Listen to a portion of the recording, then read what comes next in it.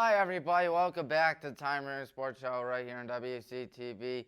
Should be a fun one. What episode is it? Number 144. That's what it is. I just had to check my phone.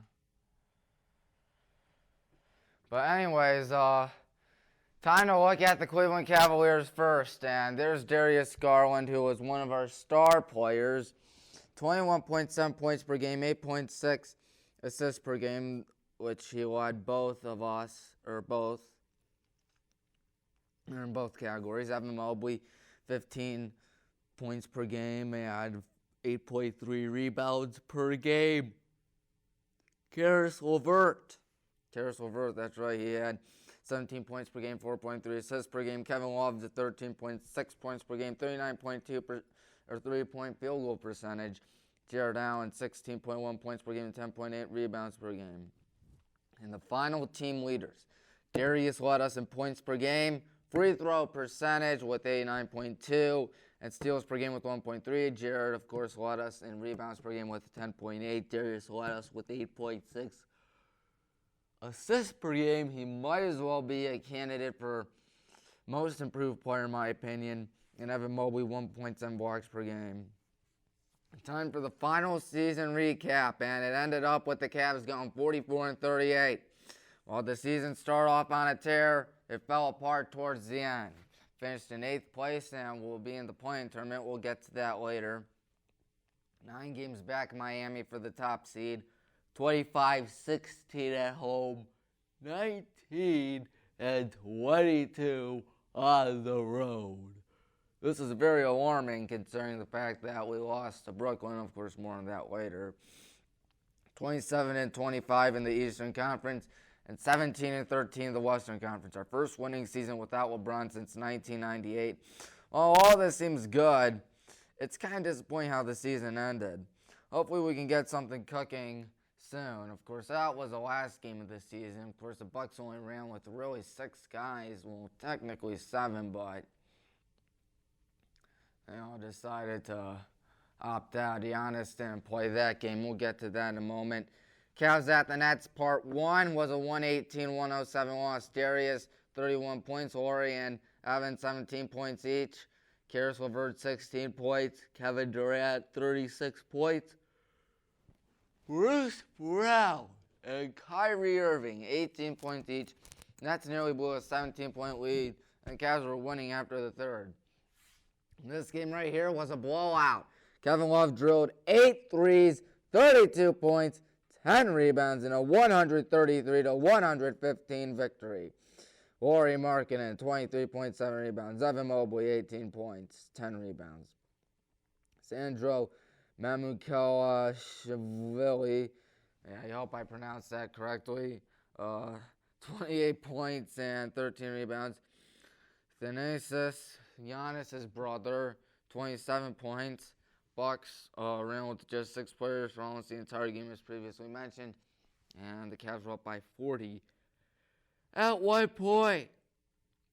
Then last night, as you can tell, clearly it was not in our favor. A 115-108 victory for the Brooklyn Nets. They'll be going up against the Boston Celtics, and I get out of a bet with Coach Leslie. I really did not want to buy a Jason Tatum jersey, so I think this might have been a blessing in disguise, folks. Darius Garland, 34 points, 5 assists. Caris LeVert, 12 points, 7 rebounds, 7 assists. Evan Mobley, 19 points, 7 rebounds. We only ran with the 9 players that day. And looking at the who do you call them, Brooklyn Nets, Kyrie Irving was on a tear, 34 points. 12 assists. Kevin Durant, 25 points, 11 assists. Bruce Brown, 18 points, 9 rebounds, and 8 assists. And then for Andre Drummond, 16 points and 8 rebounds. Of course, Cavs were never winning in the entire game. It was 40-20 after the first. Cavs made a furious comeback towards the end, but it was way too little. Way too late, unfortunately. We'll see who we play after tonight, because it will be either the the Hornets or the Hawks. Whoever wins that will face off against the Cavs at the Rock for what could quite easily be the last home game of the season for the Cavs. Hopefully the Cavs can win that. Oh boy, it's really worrisome. The winner of that game will play Miami. Cavs will be home. NASCAR, not too much to talk about, other than the fact that William Byron was the winner at Martinsville, the half-mile mayhem, as they like to call it. Fourth win in his career. Joey Logano second. Chase Elliott won both stages. Ross Chastain finished in fifth. Todd Gilliland lost a tire on lap 394, causing overtime. And, folks, it was a pretty uneventful race, my friends. And Byron dedicated the win to his mother. She has a brain tumor, and it was discovered about a year prior to the race. So kind of emotional for Byron, but still. Thought we might as well tap on that. Of course, not too much crazy stuff happened in the race. Of course, haven't been really able to watch that much NASCAR this season due to, of course, that was a caution due to debris. And that was a caution that brought out overtime. Of course, Martinsville, one of my favorite ones, because it's the only track in which I feel like I can go on the highway and say, you know what, I'm going faster than they do in Martinsville. Because, of course, 60 miles per hour, 65, that's what they do on the turns. There was a blown tire by Gillian that forced overtime, but still. And now, time for our last one, the Cleveland Guardians. That's right, they are no longer the Indians, as most of you are aware. They are the Guardians. Same team, same everything. Jose Ramirez with a triple, 2 home runs, 11 RBIs. Stephen Kwan, a .667 average. That means for every 3 at-bats he's having, he's getting 2 hits, 10 hits, 7 walks. Oscar Mercado has 2 home runs and 8 RBIs. And Owen Miller, 500 average and 4 RBIs. And first things first, let's look at some of the series recaps. Some of the first games underneath the new name, but of course still the same team. Same team, same fun stuff. In the 122nd season in the history of the Guardians. Well, first things first, we split the series with Kansas City at 2 games apiece. There's Stephen Kwan, who went 5 for 5 in Game 3, having an incredible game. In which, 5 for 5 as a rookie. That is mighty impressive. Not only is Stephen Kwan looking like he's going to win Rookie of the Year, he is looking like an MVP candidate out there. But anyways, Miles Straw went 2 for 4 in Game 1. Of course, no Royals had multiple hits in Game 1. Bobby Witt Jr. had the game-winning hit in Game 1. And then the second game, Stephen Kwan went 2 for 3, and the Royals walked it off. And, of course, Bobby Witt Jr. had another great play in which he threw out the runner at home in extras, because keep in mind there's a runner at second rule. But Stephen Kwan, 5 for 5, 4 runs, and we put up 17 runs in Game 3. It was fun to watch for sure. That is something we can all agree upon. And then Kwan and Mercado had 3 RBIs each in Game 4. But right here, this was when things got fun, because Oscar Mercado would hit a grand slam down the right field line. We'll get more to grand slams later. But first, let's just admire what Oscar Mercado does.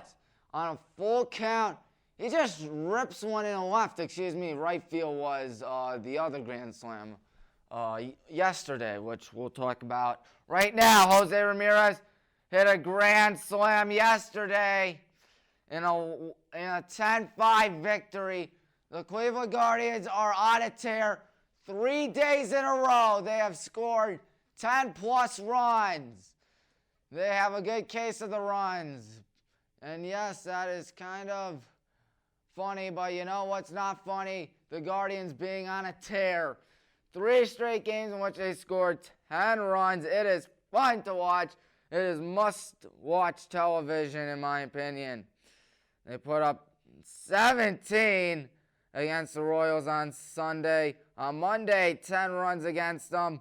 And then yesterday, 10 runs against Cincinnati. And today, T-Max going on the mound against the Cincinnati Reds.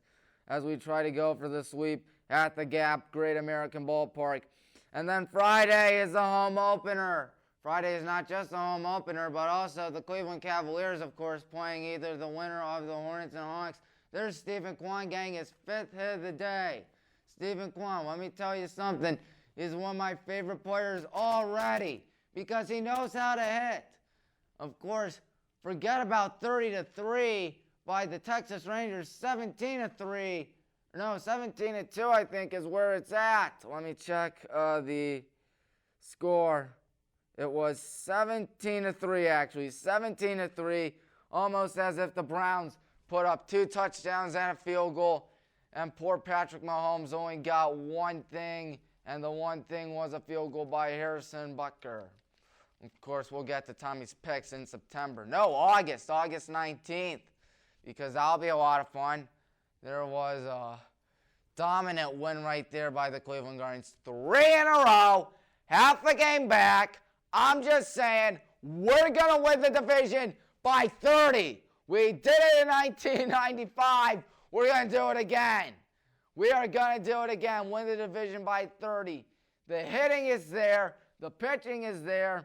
And of course, Friday is the home opener against the San Francisco Giants, where Tom Hanks is going to throw out the first pitch. Of course, Tom Hanks did narrate the introduction to the Cleveland Guardians back in July, so of course that should be fun to see. What's also going to be fun to see is that the Guardians are going to stomp all over the Reds today and then stomp all over the Giants. Let's look at our schedule, folks. After the Giants come the White Sox. That'll be a big series. We'll get to that next week as well. And my Lord, we are 18 weeks away from the high school football season. 18 weeks to go.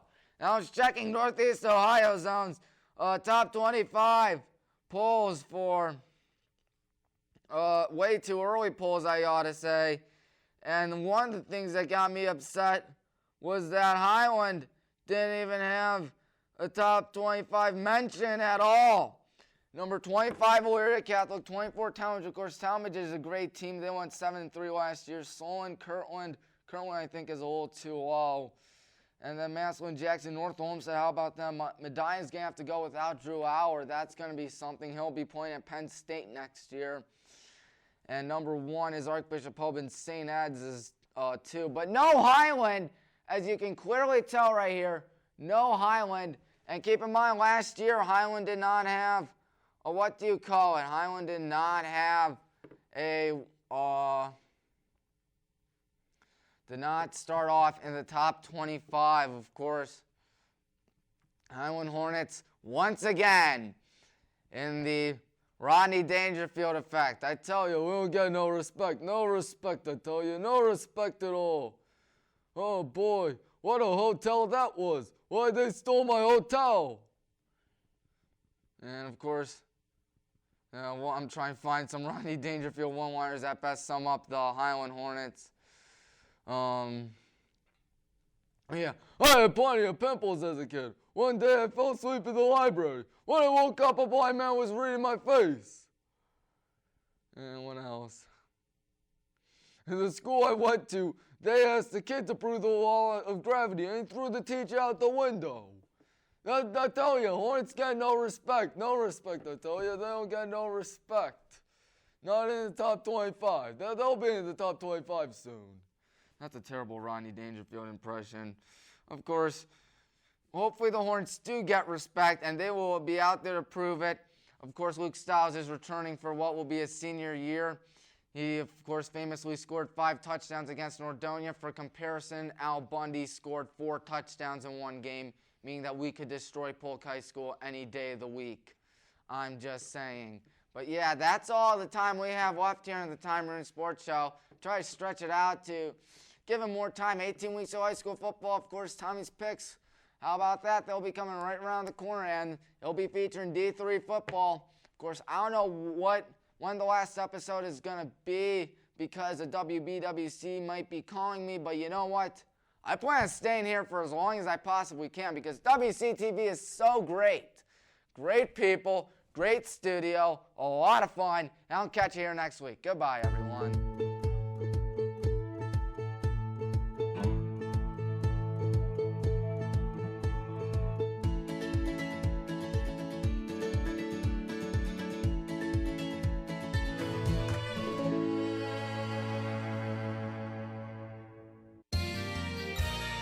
You are watching WCTV, Wadsworth Community Television.